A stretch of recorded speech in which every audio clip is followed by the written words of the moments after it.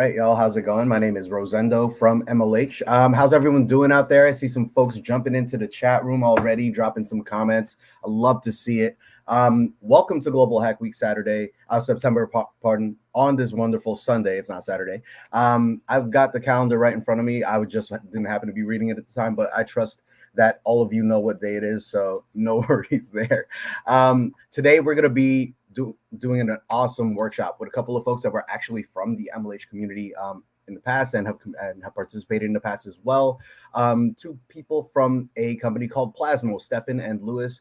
We're going to be building a Chrome extension using Plasmo today. So they're going to show you exactly how you could use your own computer and Node.js and modern JavaScript to build a browser extension of your own. So it's going to be pretty dope. I think that y'all should definitely stick around and, basically get set up. If you haven't already, what you could do is you can register and sign in to this particular workshop just by using the link that I dropped in the chat there in the comment section, and you can see it up on the screen as well. So without any further ado, really, I don't want to take up too much time here. I'll leave this link in the chat for y'all to kind of reference later. I'll go ahead and bring Stefan and Lewis onto the screen for y'all. So give them a warm welcome, please. Hey everyone, good to be here. Lewis, I think you're muted. Great start to the workshop. Yep. Yeah, guys, I'm really excited. So yeah, as Rosendo was saying, like we're both hackathon hackers. Back when we were in college, we would go to a hackathon every week. Basically, every weekend we would just like build cool stuff. And our grades suffered, and unfortunately, a lot of sleepless nights. And I think I wouldn't be able to do that anymore. But it's really fun to be back in this community and be in this MLH event. So really excited to kind of show you guys how to build your own cool stuff as well. So, all right.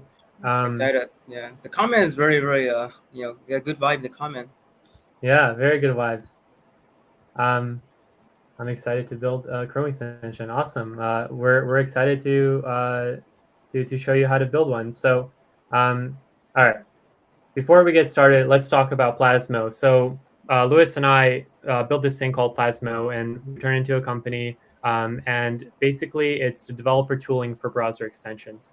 So I'm not sure if you guys have ever built browser extensions, but it's pretty painful. And part of the reason why is because you have this kind of system for building browser. So imagine it's sort of like you are building a website in 2006, and there is no tooling to help you. Like there is no React, there is no Vue, Svelte, any of the modern JavaScript frameworks, and basically you have to figure things out yourself. And if you do want to use that tooling, you have to like chant these magical incantations and hope you did it right in order for everything to work correctly.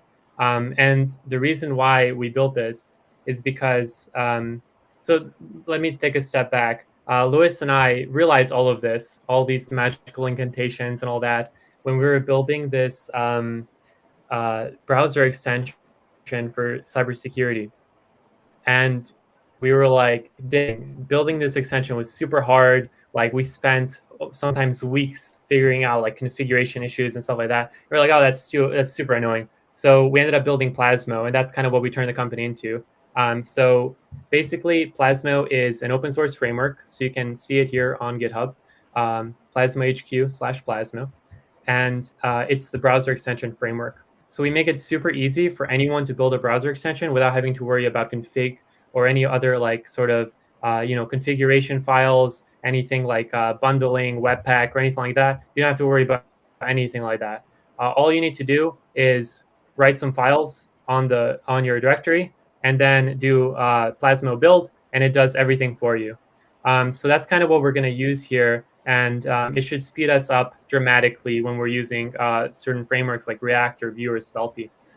So let's get started.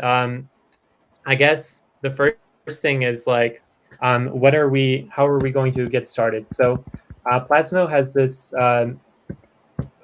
has this thing called Plasmo. So basically, I'm using pnpm here, but you can use like npm or yarn.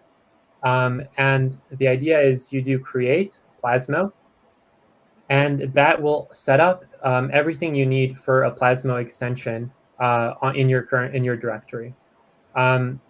Now, the really cool thing is like one of the things we kept seeing with every framework, and it was like really annoying to us, was I love this like documentation and everything's great. I can see like what all these functions mean and all this stuff, but like I want to see it do stuff.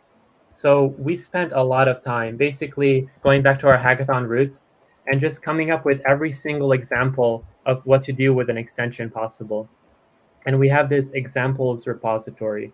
Now, this examples repository, it's like if you want to use a background script, background service worker, which we'll talk about later, you can use this example. If you want to use this like CSS library called Emotion, you can do that.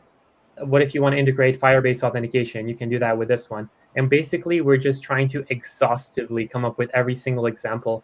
So that way, people you can read documentation and figure out yourself, or you can just use the example. So we're actually going to use, in this case, actually Tailwind CSS. So what we're going to do here is all you got to do is copy the example name. So here we have Tailwind CSS. And then we're just going to do a dash dash with Tailwind CSS. So that's pnpm create Plasmo dash dash with Tailwind CSS. Yeah, now, you can swap this is a side note. You can swap pnpm with npm or yarn, depending on your taste. Yeah, exactly. Yeah. So we make it. We don't want to restrict people to a certain package manager. So whatever you like, you can use. We got a comment in the chat. Can we build a Firefox extension too? Yeah, that is definitely possible. So Plasmo, one of the things that we try to do is we try to support as many browsers as possible. So there's actually a targets that you can set. Where would that be in the documentation, Louis? A workflow, I think. It's inside workflow. A section inside workflow. Yeah. So here we have like a target Firefox MV2. So you can specify a target, and then Plasmo will automatically build things for that target. So we'll talk about that now. But basically, what you want to do is create a Plasmo extension. So the way to think about it is like when you're building a Plasmo extension, you don't have to think about like, oh, is this a Firefox extension? Is this a Chrome extension, Edge, or any of the browsers? You can think of it like this is a Plasmo extension. And then Plasmo will intelligently figure out like when you specify the target, how to make a Firefox extension from your Plasmo extension.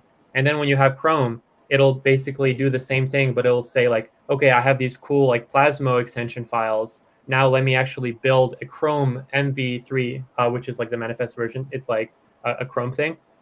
But basically, Plasmo will build things depending on what you ask it.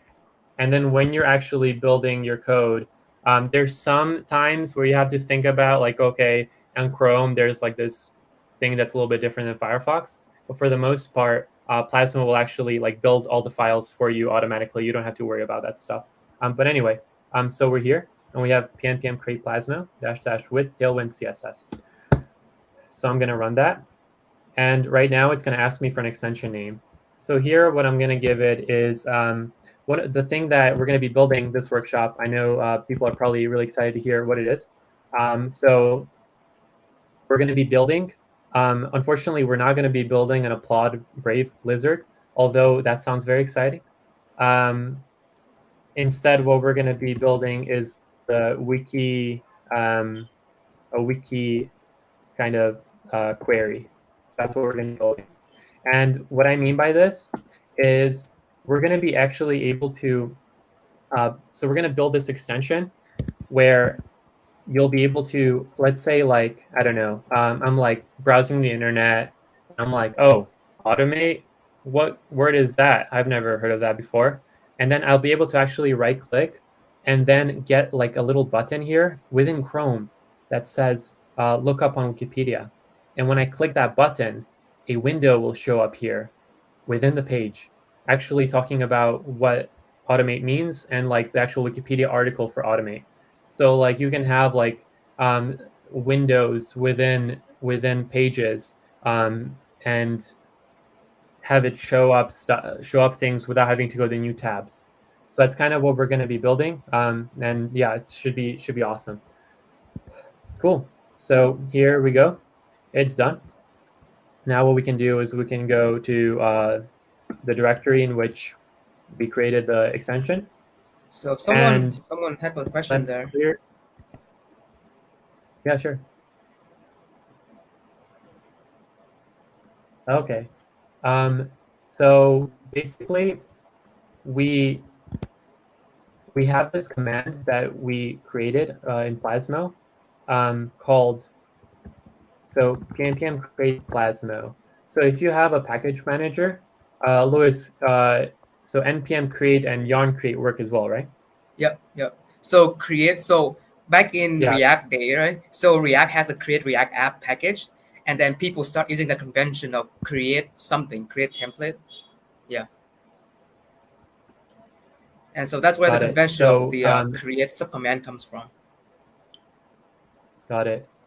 So basically, like, imagine like potentially you're using npm, or you might be using yarn, or you might be using pnpm. So these are like, I think, the top 3 package managers in JavaScript.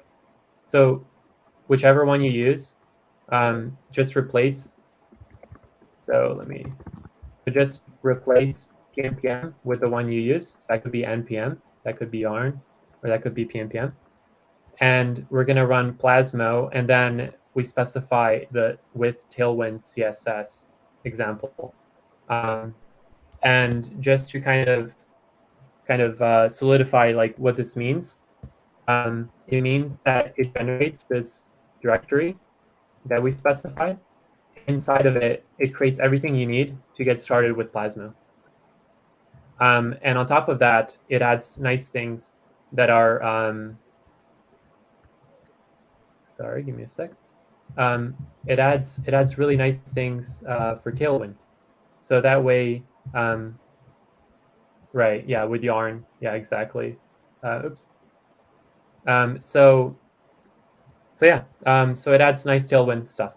And Tailwind, if you guys aren't familiar, is a CSS kind of like library that makes it really easy to build like really cool stuff, and it has like nice defaults and stuff. So that's what we're going to be using. Yeah, we're using Tailwind just for styling purposes, not much of a yeah. And in terms of what is the extension name, you can name it anything you want. But for our example, we are naming it wiki query, right? Wiki query. Yeah. So on Windows, you kind of have to set up your do you have npm install? So one of the viewer is asking. By the way, should we take question later, or should we move on with the or should we answer the question as we go? Yeah, we can answer questions. It's fine. I think it should be fine. Yeah. All right. So on Yeah. Go ahead for Windows. Yeah, basically on Windows, you probably have using PowerShell or CMD, right? Command line interface. Yeah, it's the same, but you have to before you can run these, you have to install pnpm or npm or yarn.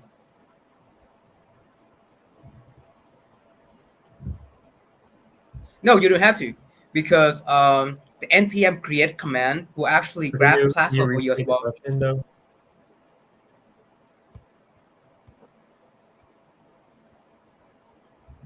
yeah, so you don't have to install. So like the only thing that you need to install, which is on the page, on the event page for this event, you need to install basically a JavaScript package manager. So that could be pnpm, that could be npm, or that could be yarn. So any one of these. Yeah. And then someone say this isn't Linux. No, it is. This is on the web. This is for web extension, right? So it's Mac, Linux, Windows. We test on all three.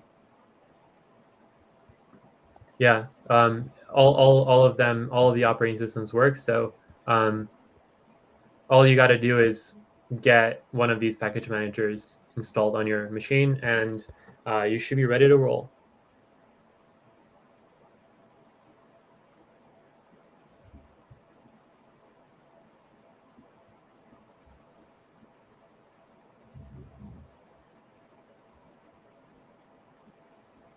Cool. Okay, well, Let's move on, I think. let's move on. Yeah. So we have done the create. Create gives us this directory. So let's open up in VS Code and see what's happening. I trust the authors. Okay. So first things first, like there's a bunch of stuff. Like if you've built any sort of JavaScript project, you'll see like node modules, prettier package JSON. So we set up a very basic like JavaScript sort of project, sort of package. But there's a few things here that that we can see right away, which is the first is the popup.tsx. So popup.tsx shows us kind of a React component. And is this text big enough for everyone? Can everyone see my text? I can see it, yeah. All right. I might zoom out a little bit if that's okay, just because it's pretty zoomed in. Can you still see the text? Does it look fine? Looks fine. You might want to do command Z to grab the text for you. Okay, no, that's fine. Okay. So okay, we have the pop-up. We have this thing called content.tsx, and those are the two kind of important things to look at here. So in both cases, they have this like React component that is exported by default. So let me show you guys how quick it is to kind of get rolling with this. So all we got to do is like run pnpm dev. That's going to start Plasmo. Now in a new kind of window, let me go to the directory again. Let me open this directory up. So basically what you want to do is when you do pnpm dev, what that does is it runs Plasmo dev behind the scenes. And that's actually going to start our development server up and actually build our extension. So what that means is like, so we have all this code here, right? But the thing is like content.tsx, popup.tsx, and all these other things, like Chrome doesn't really know what these things mean. These are kind of like Plasmo things. And Plasmo needs to somehow convert all of this stuff into a link, like into a some data that Chrome can understand, so that when Chrome actually reads like the extension, it'd be like, oh, okay, this is what I expect a pop-up to be, and it's in my kind of language of Chrome extension, rather than in the Plasmo language. So what we need to do is we need to run Plasmo dev or like pnpm dev, and that you can see here extension reloaded. So what Plasmo does is it goes through all these files and basically says, okay, let me convert them into a Chrome extension, and then it actually like puts those converted files into this folder called Chrome MV3 dev. So all these are like jumbled up code that like no human should ever read, but Chrome likes this, and Chrome uses this to actually load our extension.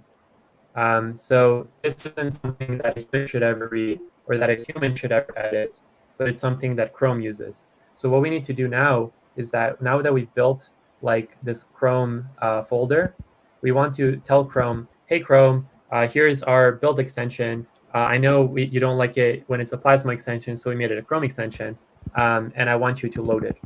So that's what we're going to do now. And the way to do that is by going to this, you click on these three dots, and then you go into more tools, and then you go to extensions. And that will open up this page. Now, the other way to do this is to actually navigate to Chrome / extensions. So whether you want to use the UI or you want to put a URL manually, it's all up to you. Now, if you've never built an extension before, probably you don't have the developer mode enabled on the top right. So just click that toggle, and now you should be ready to roll. So when we have developer mode on, we'll be able to actually load our own extensions onto Chrome without having to go through the Chrome Web Store and do all that stuff. Now, the way to do that is let's go to the so we're in this folder here. This is our Plasmo extension. And as I said, when we go into the build folder, we'll see that there is a Chrome MV3 dev. So what we want to do is want to open the build directory. So this is our build directory. And if you go up, you can see this is our wiki query. So we want to go to Chrome, and we want to drag and drop this Chrome MV3 dev folder into the Chrome extensions page. So we've done that. And now we get with Tailwind CSS. So this is the example that we imported when we did pnpm create plasmo -- with Tailwind CSS. So I'm going to stop right there and answer any sort of questions that people have. Maybe we should rename the extension to wiki query before we take answer question. Yeah. So that's something that we'll do, and I think that will also help us highlight kind of like the package JSON is or anything like that. But were there any questions in the chat? Yeah, there was some question about people How don't did you have the open content. VS Code to the terminal? Oh, I think there's a little lag. I don't have the CSS file.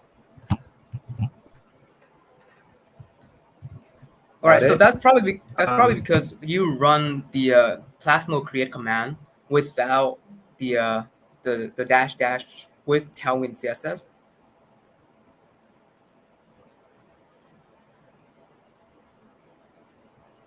Yeah. So with Tailwind CSS, adds the content.tsx into the generated folder because our Tailwind example has that. So yeah. Louis, I think you're right. I think they might be missing with Tailwind CSS. Basically, the with something, it actually cloned the example that we have created. And for each example, we have everything set up to integrate in Plasmo with a certain tooling out there in the world. Yeah.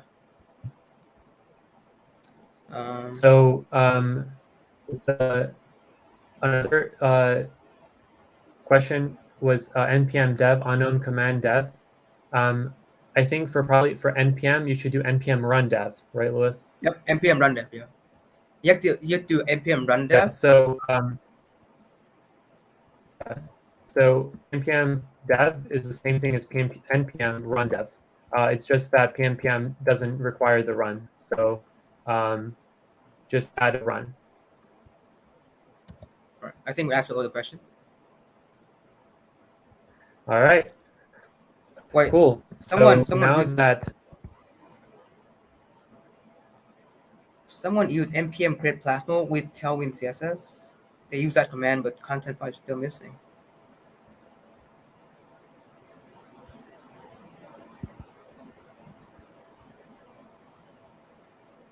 Weird.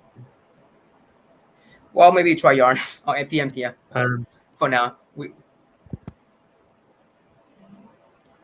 So. By the way, you have to see the inside. Did you see the inside the project? Because it actually creating a folder with the name of the extension. Inside that, there will be a content.tsx file.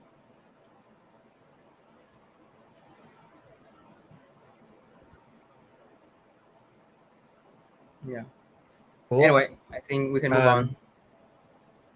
All right. And by the way, guys, all of the code that we're going to be writing today is actually already on GitHub. So if you go through this workshop and maybe you got stuck somewhere, and like unfortunately we couldn't answer the question, like you can always look at the code. And the other big thing is like, let me show you guys. So if you go to our GitHub, we actually have a Discord server as well. So if you kind of after this workshop, maybe like during the workshop you kind of get stuck somewhere, or like later on you decide you want to build your own extension with Plasmo, like we're very active in the Discord. So and there's like a very nice and active community of people building really cool stuff with Plasmo. So if you have any questions, like we're very, very like active on there. So you can also message us there. Cool. Anyway, let's go back to our fun coding stuff. So yeah, this is the stuff Chrome reads. We don't care about that, so we'll minimize that. So all right, first things first, let's look at, so now we've loaded the extension, right? We have it here. Let's figure out like what these things are. Like what is this pop-up thing, and like what is this content.tsx thing? So like Chrome extensions have like a bunch of different views. So like you can imagine like an Android app or an iOS app. Like if you really think about it, like they only have one view. Like when you open up the app, you see the app and then the app does stuff. And then maybe you can think of like notifications as a view, but not really. So that's kind of like, and then also websites, right? You go to a website, there's one view, that's the website, and that's it. Extensions are different in that they have like multiple different views. So like the first one is very similar to an app. So when you actually like, so when we set up this with Tailwind CSS, which is like the example that we imported, you can actually see it here. If you click on this little puzzle, these are all of our extensions.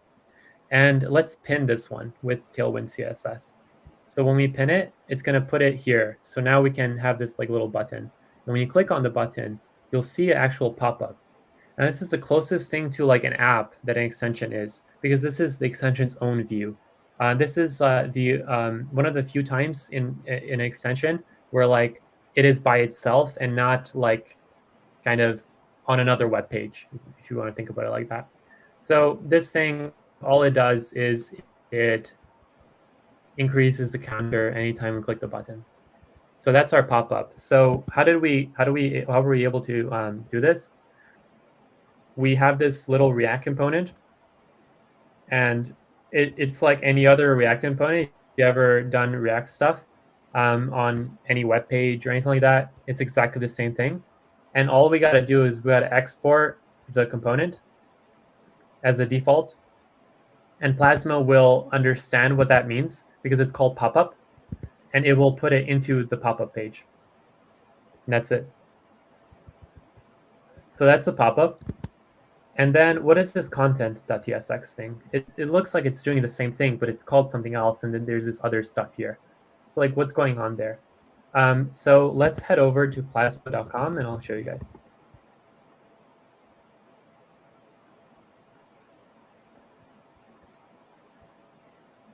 Maybe you should use two browsers.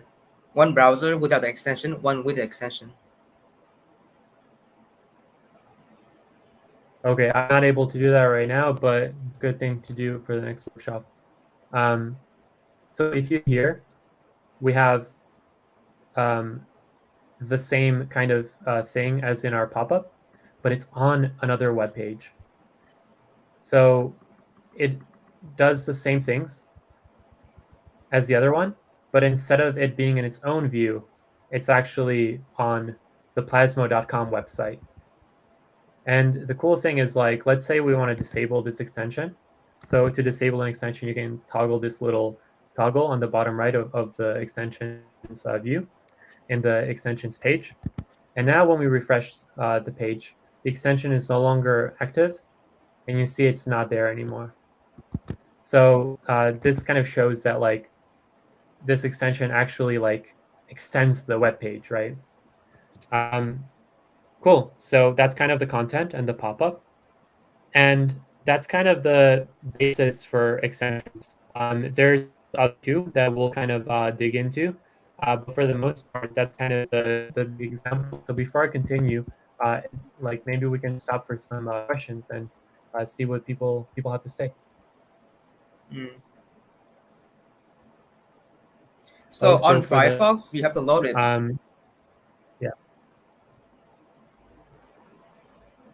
Go ahead, Louis. Okay, so on Firefox, you have to set the target when you run dev actually.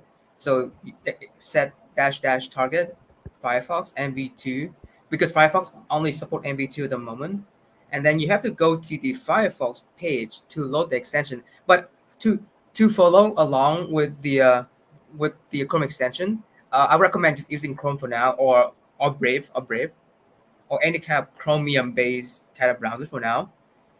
Because like we can open Firefox and show you how, but I think that will take a bit. Or should we? Do we have time for that? Yeah. So any Chromium browser will work the way I described it. And then for Firefox, if you hit us up on our Discord server, we should be able to get you up to speed with that. But I think for the workshop, we're going to focus on Chromium just because we don't have so much time. Cool. So yeah, the npm run dev. It seems like it worked. So Yeah, that's it's great. not so it's not stuck, by the way. So basically, now that you have the dev server running, right? So there's a development server running on your terminal now. You can now load your extension in your Chrome browser. So let me show that real quick. So we have the count here, right? Like, what if I don't want to call this count? Like, I think count. I don't like the word. So maybe I'll use amount. So if you guys notice, count is here. And let me just make sure that it's not running. Okay, so let me just show you guys real quick. So we have count here, right? I haven't saved this file yet. So now I'm going to save it and watch. So now what's going to happen is Plasmo will actually understand that like our code changed and we don't have to refresh the page. It did it automatically and it changed it to amount. So and then you see here, our extension was reloaded in 300 milliseconds. So yeah, it's not stuck. It's just listening for changes. And whenever a change is made, it actually updates the extension. So you don't have to worry about that. And that's one of the other things that we were talking about before, right? With like how annoying it was to build extensions in the past. Like you would constantly have to like click this little reload button here and then like refresh the page manually and stuff like that. So with Plasma, you don't have to worry about that. Any change you made in code is going to automatically be reflected on your browser once you've actually like install your extension in this way, and once you've run, as long as you're running the dev and it's listening. So yeah, it's really cool. All right, so let's go into the wiki stuff now. So for this particular example, we actually don't need the pop-up page. So we can actually just delete that file, and Plasma will take care of that. So we don't have to worry about that. So now we got this content.tsx. And maybe what we want to do is like, let's get rid of this button because I don't think we need a button for this one. And instead, what we're going to do is we're going to have like a little H1 here. That's like a heading. And we're going to say Wikipedia TLDR. So let me get rid of this stuff. And then now when we go to our Chrome extension, we see Wikipedia TLDR. Okay, cool. So next thing that we want to do is let's have a H2. And then this one is going to be nothing for right now. And then we'll have like a little div. So the idea here is like we want to have like a thing where it will automatically query Wikipedia for a word and then show it to us within the web page that we're on. So we don't have to go to another tab and do all that stuff. So we set the boilerplate up here to do so. So you can imagine it could be like Plasmo, and then it could say like Plasmo is developer tooling for browser extension devs.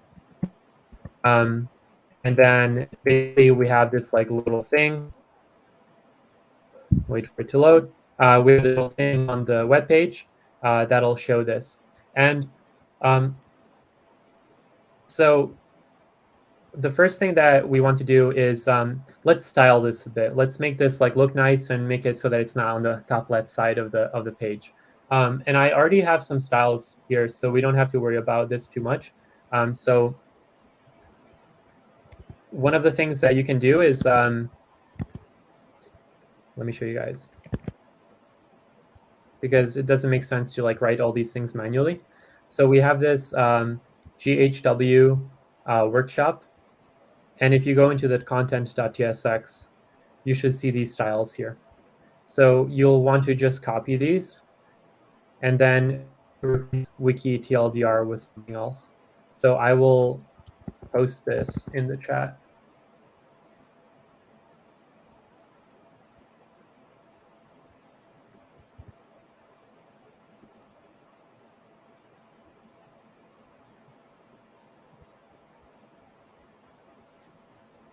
Okay. Awesome. So if you head over there, you could see the class names, and this sets up like the nice styles. So what we're going to do here is let's just copy this over, and we're going to basically change this stuff up so that it'll just say like Plasmo for now.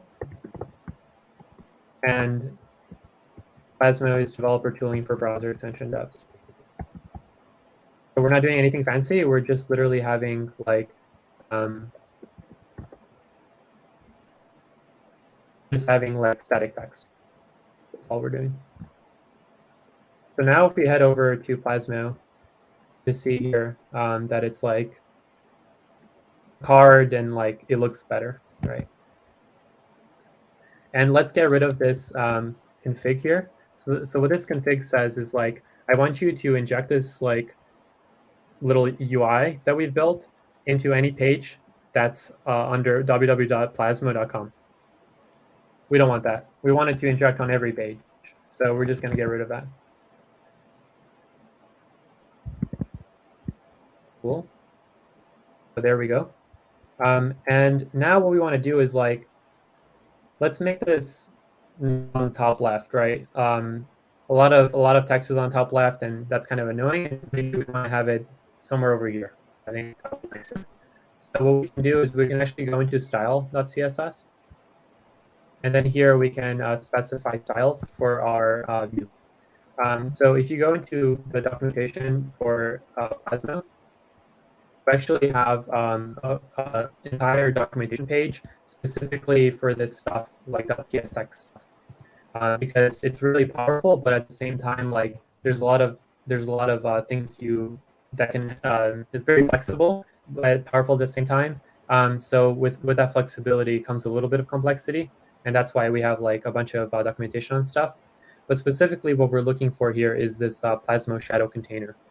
So that's the thing that like actually contains our UI, and we want to move that. So you can actually directly use CSS to do that. So here in our style.css, we're having a Plasmo shadow container. And then let's say that the left is 80%. And then maybe we can say the top is like 20%. And then let's do like margin right. Well, I'll show you guys what it looks like without the margin. So we basically moved it to the left. We moved it down, but it's like a little bit too close to the edge. So let's just add like a little margin right.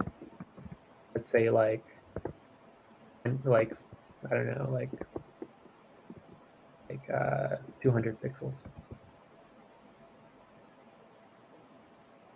Cool. So there that is, which is awesome.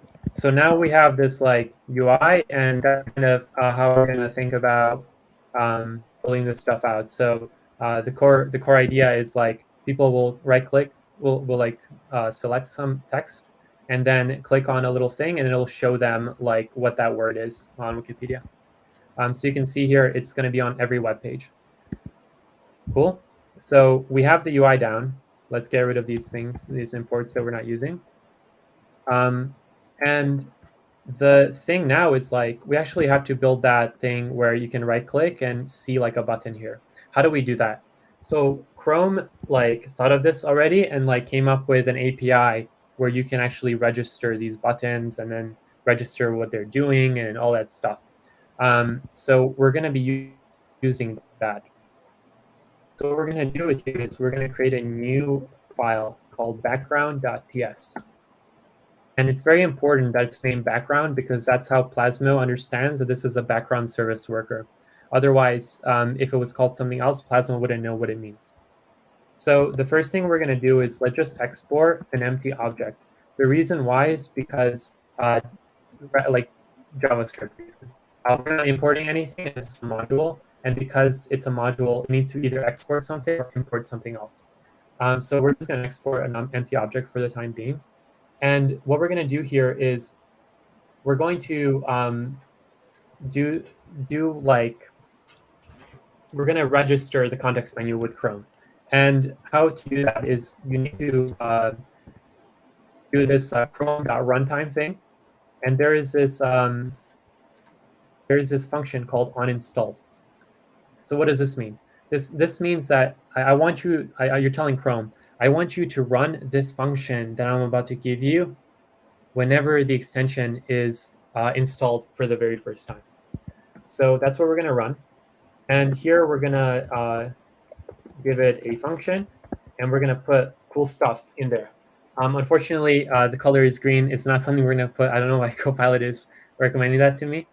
But basically what we want to do here is we want to use this Chrome context menu thing. So I don't know if you guys know, but like this thing right here that like I'm kind of hovering over, it's called a context menu. And Chrome allows you to configure it in many ways. So that's what we're going to do here. And we're going to create a new one. All right. So what are we going to put in this create? Well, we need to have a title. So what do we want it to say here in our button? Well, we wanted to say quick wiki lookup for, and then the cool part is you can actually put strings here. So like format strings.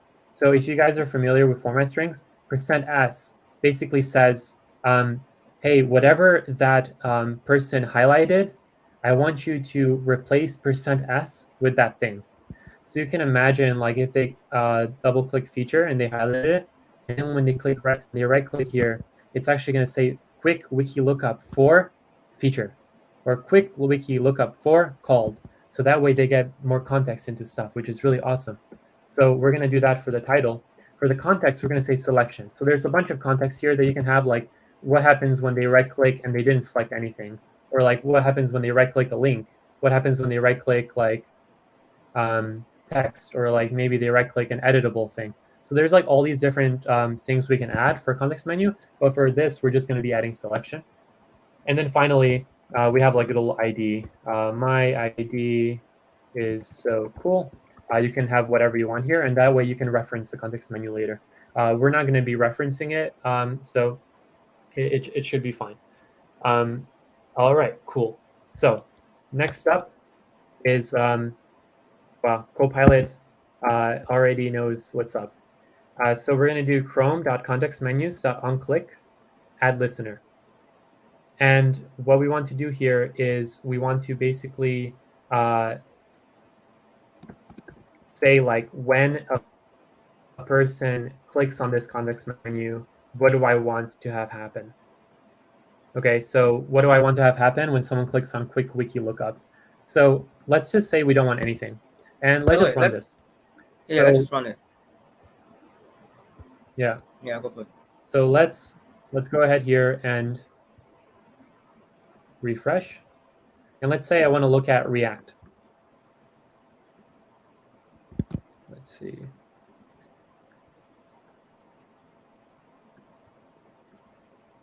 Oh, right. Guys, we're missing one thing.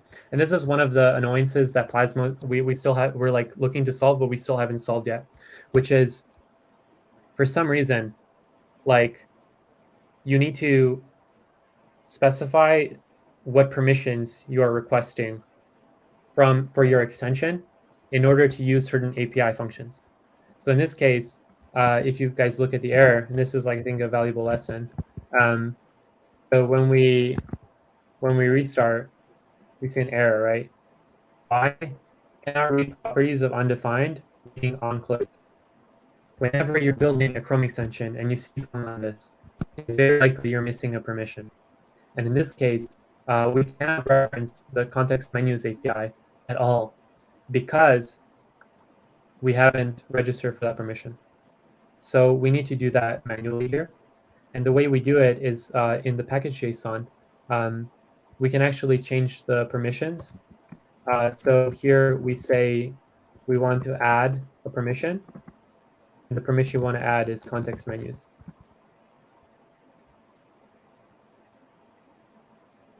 So now when we start, it works. And when I actually select something, it'll show me quick wiki lookup for, and then the word React. Or here we say, like we do support, it'll show me quick wiki lookup for support.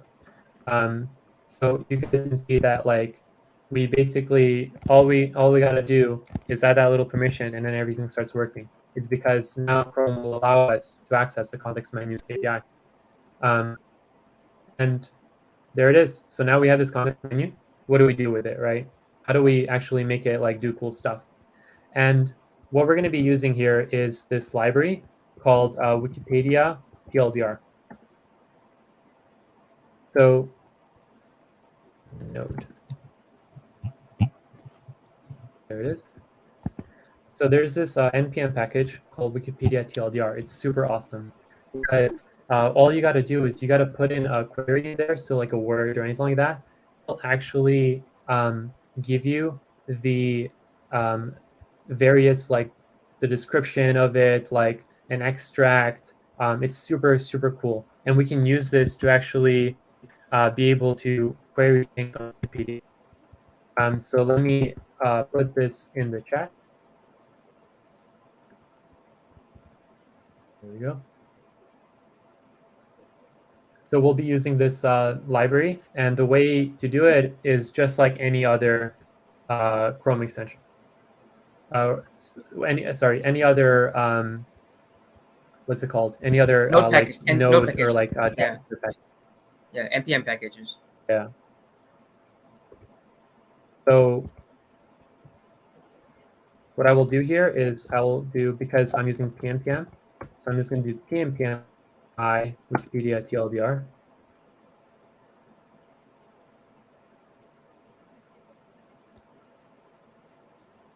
And while that's running, there we go, it finished. So let me just restart pnpm dev.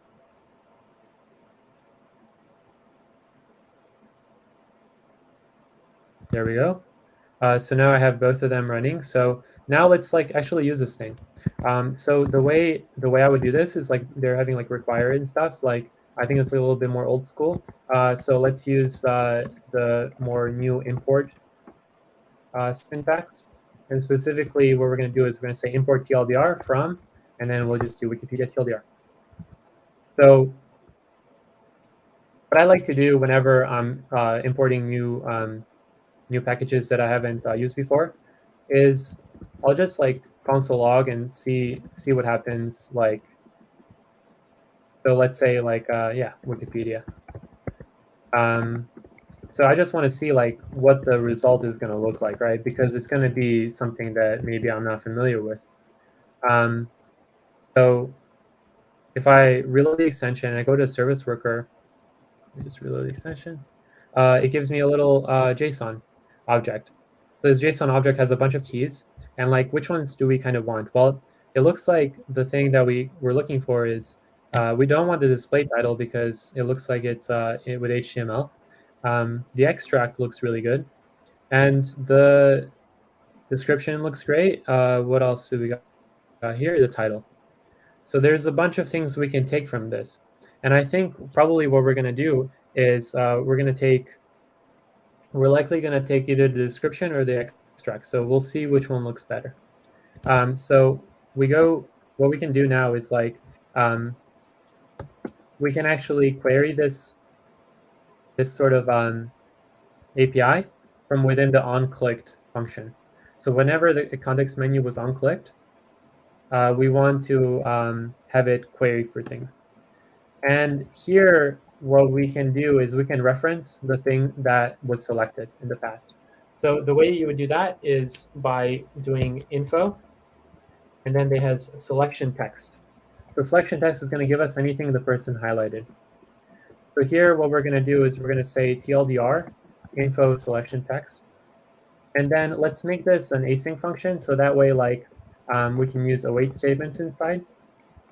And then we can say, like, TLDR text is that, right? So now we have the TLDR text from Wikipedia, which is awesome. But now we want to actually show it in the UI. So how do we go about doing that?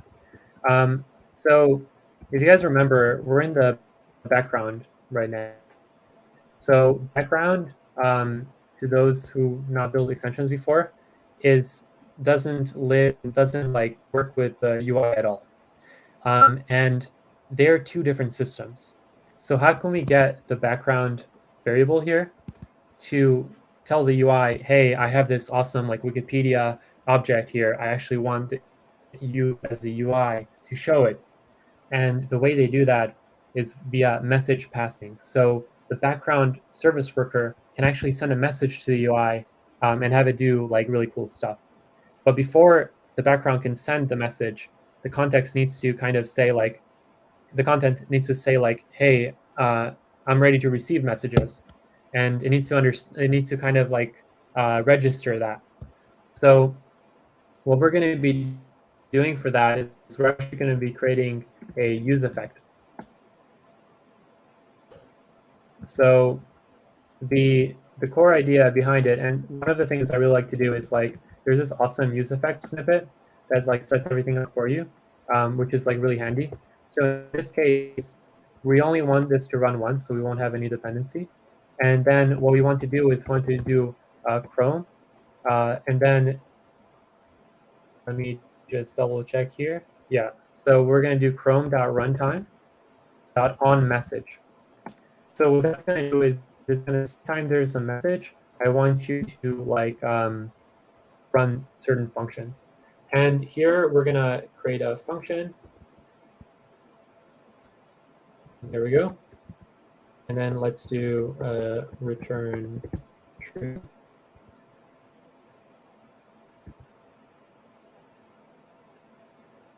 Okay. You need to grab up the on message.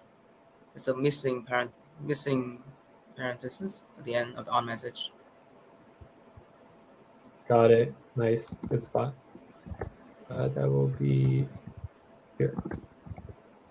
Also, return true need to be inside. Return true need to be inside. Yeah, inside the callback, inside the on message callback. There we go.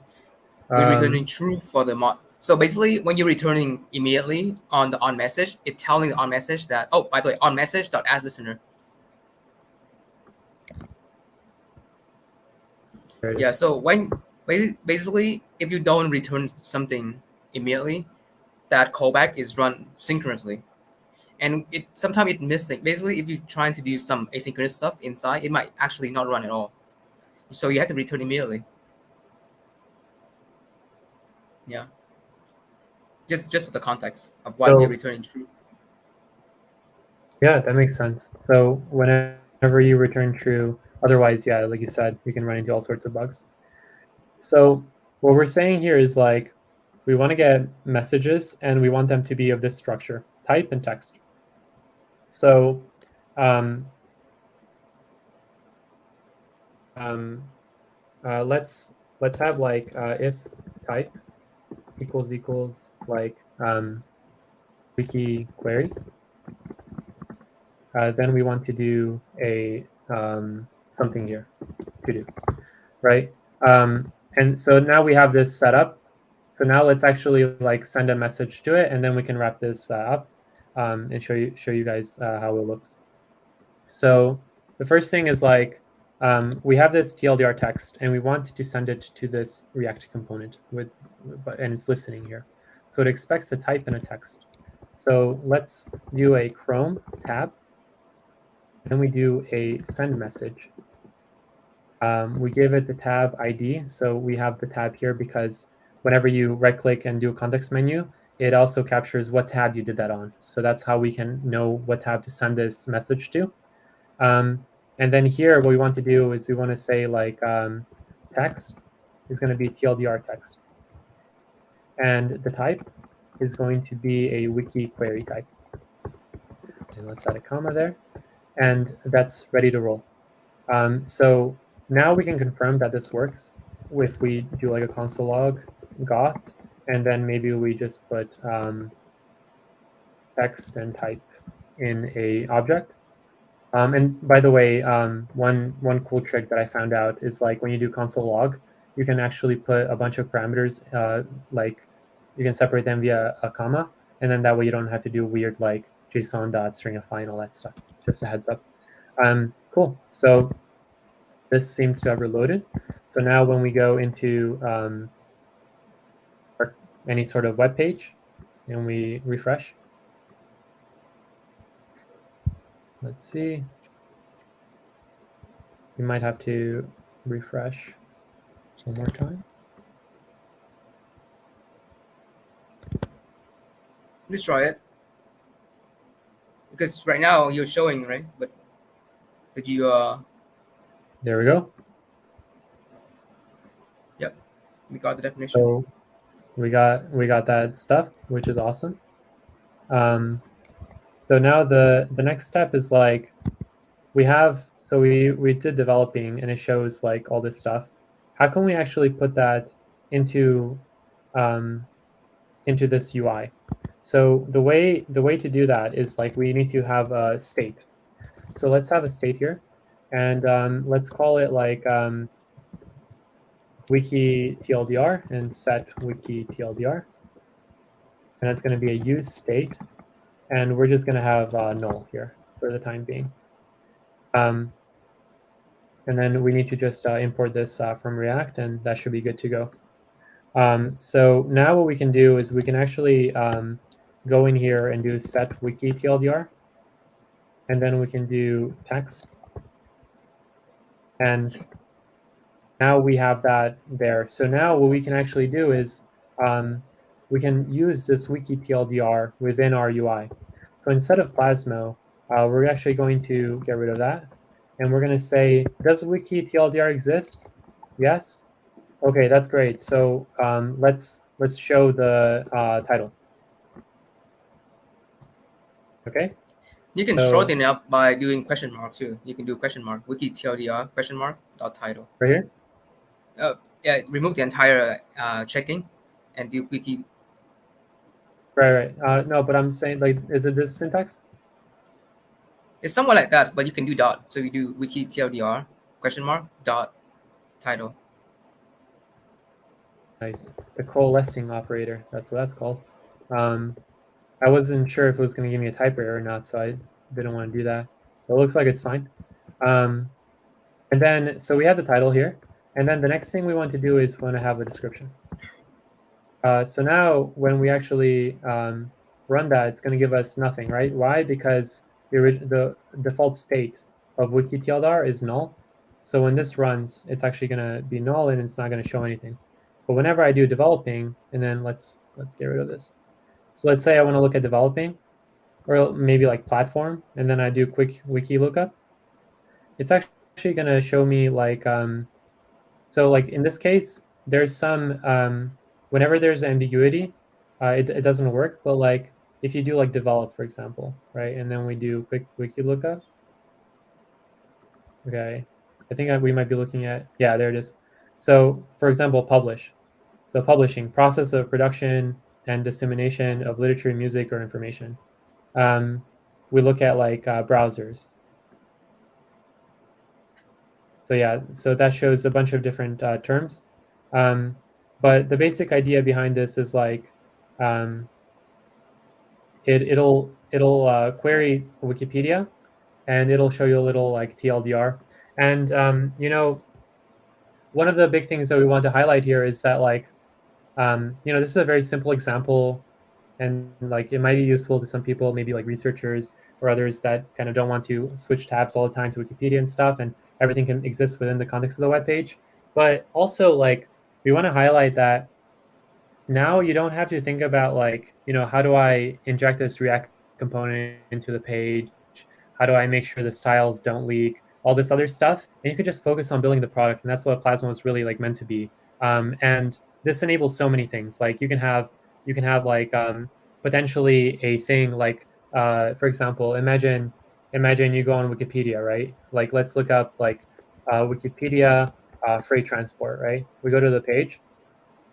Like imagine you have a little extension here, and you can click on a button and it'll summarize everything for you. It'll put it right there. Or imagine like, I don't know, maybe I'm researching and I want to like save this. I can right click it and say save, and then it saves into my little notebook and I can see everything for in the context of the web page. The other thing you can do is like, you could potentially like also make this movable, so you can like drag and move it around. Like there's a lot of really, really cool stuff that you can do with it. So yeah, that's basically building an extension in a nutshell.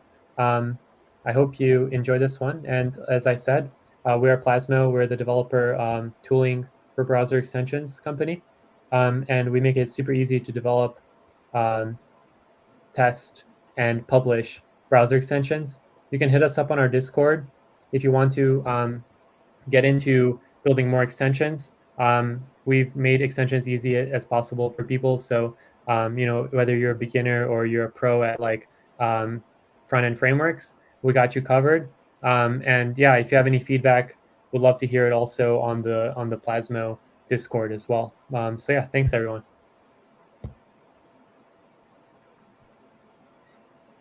Awesome. Thanks so much, Stefan and Lewis. We really appreciate your time here, and we hope to see you again at Global Hack Week. For the rest of y'all, please stick around because we've got another workshop coming up right after this. Once again, thank you to the folks from Plasmo. It was really awesome seeing how to build the browser extension. Really hope to see you again. So have a good day. Cool. All Thanks, right. guys. Bye. Bye.